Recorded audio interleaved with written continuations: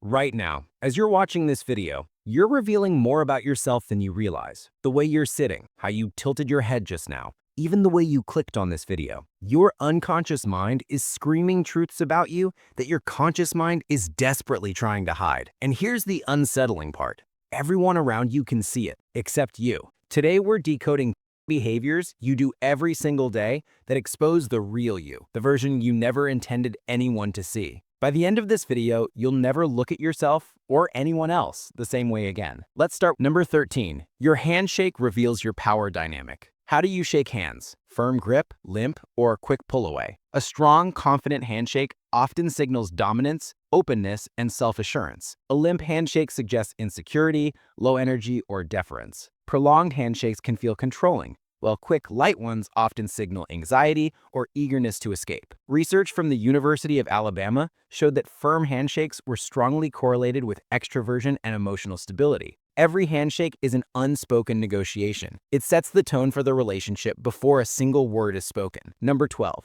The way you cross your arms exposes your defense mechanisms. Crossed arms aren't always about being closed off. The context matters. Crossing tightly with hands tucked shows defensiveness, insecurity, or discomfort. Looser, casual crossing may simply be comfort or habit. One arm holding the other suggests self-soothing or a need for reassurance. Open arm gestures, on the other hand, reflect confidence and a readiness to engage. Psychologists call this a barrier signal, your body instinctively creating a shield when you feel vulnerable. Next time you notice someone crossing their arms, ask yourself, what are they protecting themselves from? Number 11. Your tone of voice reveals hidden authority. It's not what you say, it's how you say it. People with steady, lower-pitched voices are often perceived as more competent and authoritative, while higher, shaky tones suggest nervousness or lack of confidence. Fast talkers can signal enthusiasm, but also anxiety, while slow, deliberate speech conveys control and thoughtfulness. Research from Duke University found that CEOs with deeper voices tended to run larger companies and were paid higher salaries. Your voice is a subconscious broadcast of your confidence, dominance, and emotional state. The words may be rehearsed, but the tone is raw truth. Number 8. Your walking style reveals your inner world. Pay attention to how you walk when no one's watching. Fast, slow,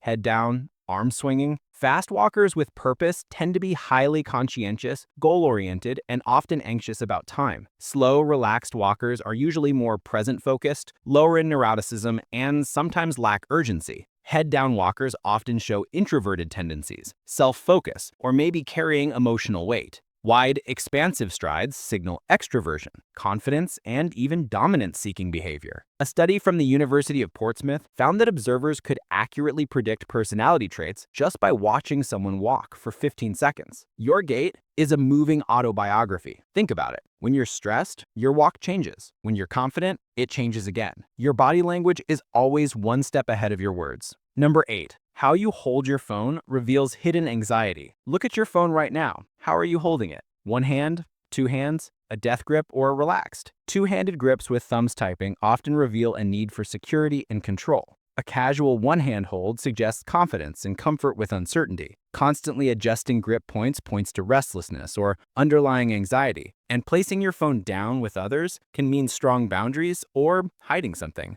Research on digital body language shows that people with higher anxiety use their phones more frequently and grip them tighter. Your phone isn't just a device, it's a security blanket. Watch someone check their phone during a conversation. The speed at which they glance and return their attention tells you exactly how present they are with you. Number 6. Your nervous habits are your mind's pressure release. Do you bite your nails, tap your foot, play with your hair, crack your knuckles? Nail biting often reflects perfectionism, frustration, or self-directed aggression. Hair twirling can be self-soothing, flirtatious, or a leftover childhood comfort behavior. Foot tapping signals impatience, excess energy, or a desire to escape. Knuckle cracking often reveals a need for control or tension release. These are called displacement behaviors, actions that appear when the mind is in conflict. There are many rebellions against discomfort. Notice how your nervous habits spike when you're lying, uncomfortable, or forcing yourself into situations that don't align with your authentic self. They're honesty detectors. Number 5. How you handle silence reveals your social wiring. When silence falls in a conversation, do you rush to fill it or sit comfortably in it? Those who fill silence quickly tend to have higher neuroticism, fear of judgment, and a need for approval. People comfortable with silence often have secure attachment styles are more introspective and confident. Some even create awkward silences intentionally as a power play to test others or assert dominance. Studies on conversation dynamics reveal that those who tolerate silence longer often have lower anxiety and higher emotional intelligence. Silence is where real connection happens. In job interviews, dates, and negotiations, the person most comfortable with silence usually wins. They're not desperate to be liked, they're genuinely present. Number 4, your laugh is your psychological fingerprint. How do you laugh? Loud and unrestrained? Polite and controlled? Maybe a snort or silent shake of the shoulders. Loud, genuine laughs signal openness, low inhibition, and self-security. Polite, controlled laughs reflect high conscientiousness and concern for social perception. Nervous giggles often mask anxiety or discomfort. Silent, shoulder-shaking laughter suggests introverted joy in a private inner world. Neuroscientist Dr. Sophie Scott found that genuine laughter activates different brain regions than social laughter. Your real laugh can't be faked. It's involuntary authenticity. Notice who makes you laugh uncontrollably, to the point of tears.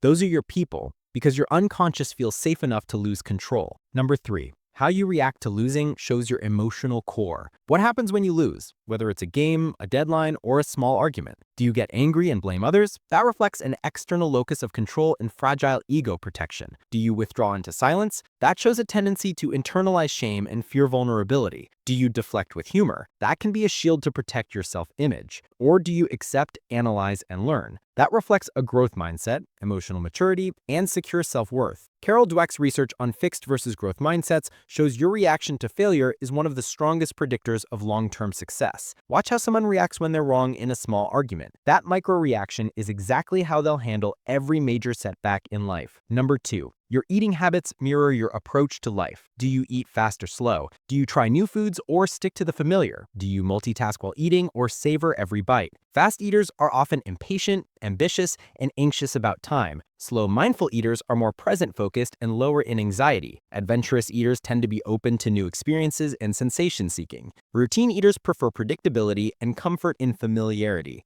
A study in the Journal of Personality linked eating speed with impulsivity. How you feed yourself physically mirrors how you feed yourself emotionally. If you can't eat a meal without your phone or work in front of you, you're not just rushing food, you're rushing life, and your body is keeping score. Number 1, how you handle stress is who you really are. When life overwhelms you, when you're pushed past your limit, what's your instinctive reaction? Some fight, becoming aggressive, controlling, or confrontational. Others flee, avoiding problems or withdrawing. Some freeze, shutting down and falling into decision paralysis. And some fawn, people-pleasing, over-apologizing, and abandoning their own needs. Research on trauma shows your stress response is wired from childhood and reveals your deepest programming. This is your core self, the version of you that emerges when your rational brain goes offline. You can pretend to be calm and collected when life is easy, but stress strips away the mask. The person you become under pressure, that's the real you, and everyone around you knows it. So here's what we've learned today. Your body is always talking. Your walk, your eyes, your laugh, your stress response,